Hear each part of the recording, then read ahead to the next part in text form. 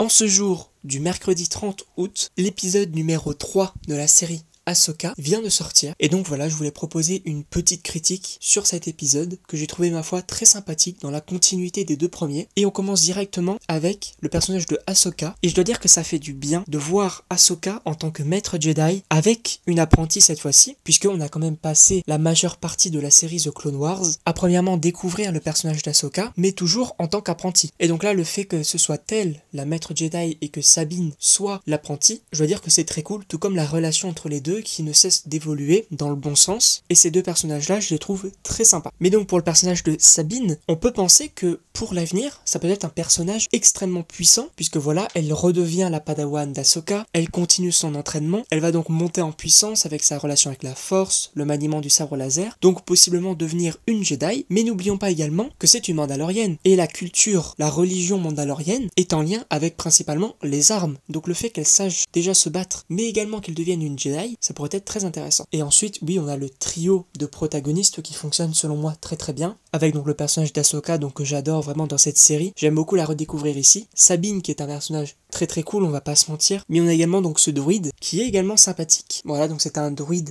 de l'ancienne République Jedi, qui a été programmé pour suivre les coutumes Jedi, et je dois dire que ce personnage-là, je l'aime bien. Mais à présent, parlons donc des antagonistes, qui, on va pas se mentir, sont nuls en bataille spatiale. Ni les petits chasseurs, ni leurs gros vaisseaux n'arrivent à détruire le vaisseau d'Ahsoka. Mais bien sûr que cette scène, elle était quand même très cool, voilà, les batailles spatiales et tout, ça fait partie du lore de Star Wars. Là où dans les épisodes précédents, on avait plus des combats au sabre, là, on est plus donc sur une bataille spatiale, qui a quand même des scènes très sympathiques, et notamment donc au niveau des effets spéciaux, qui pour moi sont très réussis, comparé donc à d'autres séries qu'on a pu voir récemment sur Disney+. Mais on a également donc les partisans de l'Empire, qui vont visiblement aller dans une autre galaxie pour non seulement du coup retrouver l'amiral Thrawn, mais on apprend également donc que leur vaisseau, que leur hyperpropulseur n'est pas encore au point, et donc peut-être que dans l'épisode 4, Ahsoka et Sabine vont en apprendre d'autant plus sur ce vaisseau, sur cette nouvelle galaxie qu'ils vont explorer, etc. Mais donc voilà, c'était une toute petite critique pour donner juste mon simple avis, mes impressions sur cet épisode, et je voulais juste parler donc de la théorie que j'ai vue passer, comme quoi vous savez cet acquisiteur que l'on voit donc dans la série ne serait autre que le personnage de Ezra, donc qui a été perdu en même temps donc que Thrawn, et pour moi je dois dire que ça n'a aucun sens pour deux raisons. La première, c'est que les partisans de l'Empire auraient récupéré Ezra, mais pas Thrawn, ou alors que Ezra se serait enfui de la galaxie, mais pas Thrawn, ce serait bizarre. Après je veux dire pourquoi pas, on ne sait pas vraiment ce qui s'est passé avec Ezra et Thrawn, peut-être que Ezra s'est converti au côté obscur, ça pourrait être très intéressant, même pourquoi pas d'avoir un combat Sabine contre Ezra, pourquoi pas, ou même Ahsoka contre Ezra, mais je dois dire que je suis pas fan de cette idée parce que si c'était vraiment Ezra cet acquisiteur, je pense qu'avec la Force, Ahsoka l'aurait reconnu, puisqu'on le voit très bien dans la série Rebels, Ahsoka reconnaît Anakin en Dark Vador, elle le ressent, tout comme Obi-Wan peut ressentir donc son ancien apprenti Anakin